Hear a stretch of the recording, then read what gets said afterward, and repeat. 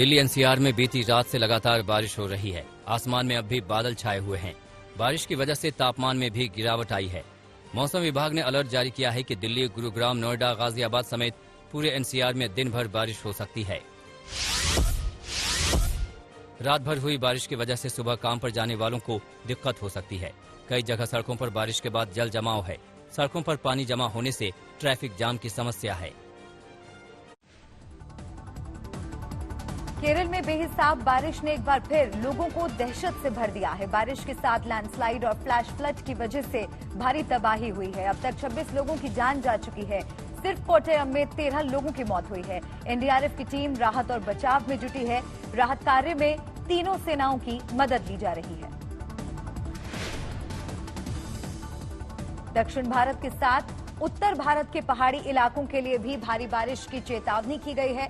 आज से 2 से 3 दिन तक चारधाम के साथ ऊंचाई वाले इलाकों में बारिश होगी। उत्तराखंड के चमोली में मौसम तेजी से बदल रहा है। बद्रीनाथ धाम जाने वाले सभी यात्रियों को रोका जा रहा है।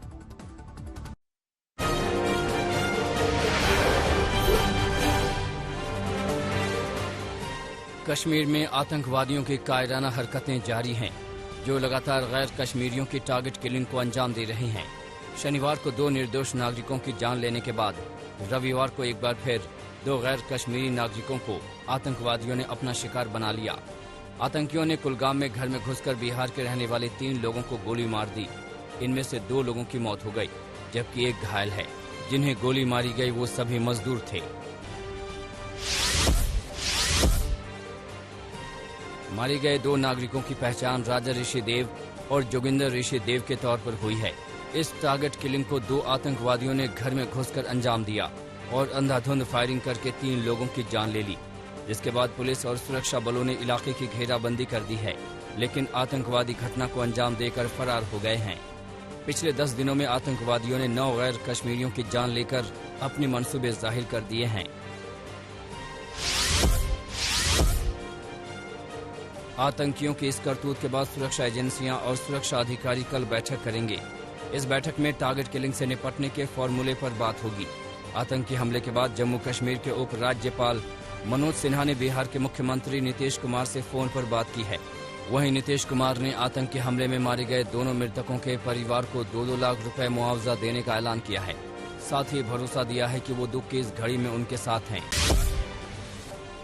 अकेले प्रगट सिंह ही नहीं, केंद्रीय मंत्री गिरिराज सिंह ने भी कहा है कि ऐसे वक्त में जब लगातार आतंकी वारदात हो रही है तो पाकिस्तान के साथ क्रिकेट खेलने पर विचार करना चाहिए।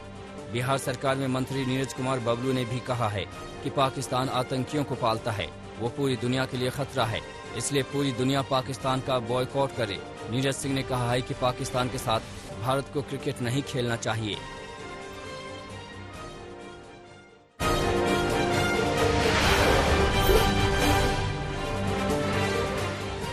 तीन कृषि कानून के खिलाफ संयुक्त किसान मोर्चा का आंदोलन फिर से तेज हो रहा है। इसी कड़ी में संयुक्त किसान मोर्चा ने आज रेल रोको आंदोलन का ऐलान किया है।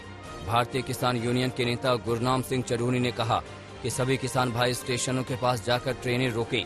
उन्होंने कहा कि तीनों कृषि कानूनों को रद्द कराने और एमएसपी पर फसलों की खरीद की गारंटी का कानून बनवाने और लखीमपुर खीरी हत्याकांड में गृह राज्य मंत्री अजय मिश्रा की गिरफ्तारी की मांग को लेकर रेल रोको आंदोलन बुलाया जा रहा है। उत्तर प्रदेश विधानसभा का आज विशेष सत्र बुलाया गया है। इस विशेष सत्र में योगी सरकार समाजवादी पार्टी के बागी विधायक नितिन अग्रवाल को डिप्टी स्पीकर बनाएगी। इसके पहले नितिन के नामांकन में खुद मुख्यमंत्री योगी आदित्यनाथ भी पहुंचे थे। सीएम योगी ने कहा कि बीजेपी संसदीय परंपराओं का पालन कर रही है। विधानसभा के डिप्टी स्पीकर का पद विपक्ष के लिए रिजर्व होता है। उन्होंने कहा कि हमने सबसे बड़े विपक्षी दल के नेता को प्रत्याशी बनाया, विपक्षी दल प्रत्याशी नहीं दे पाया। उत्तर प्रदेश के मुख्यमंत्री योगी आदित्यनाथ ने यूपी में दंगा कराने वाले लोगों को सीधी चेतावनी दी है।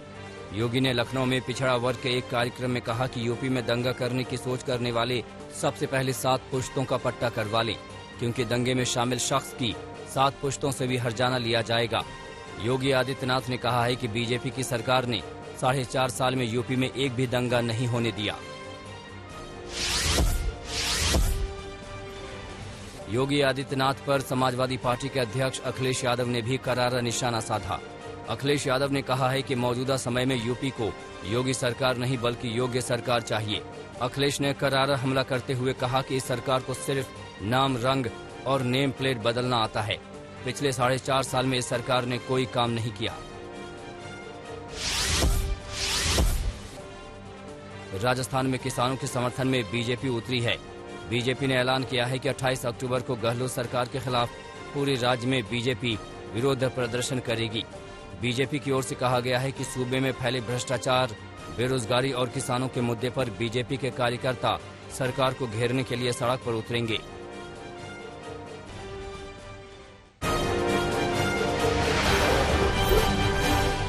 कानपुर में विकास दुबे की गाड़ी जिस जगह पलटी थी, ठीक उसी जगह पर हत्या करके भाग रहे 6 आरोपियों की गाड़ी भी पलट गई। इसके बाद पीछा कर रही पुलिस ने सभी आरोपियों को गिरफ्तार कर लिया। हत्या के आरोपियों के लिए गनीमत ये रही कि उन्होंने विकास दुबे की तरह न पुलिस की रिवॉल्वर छीनी, न पुलिस ने उनको गोली मारी।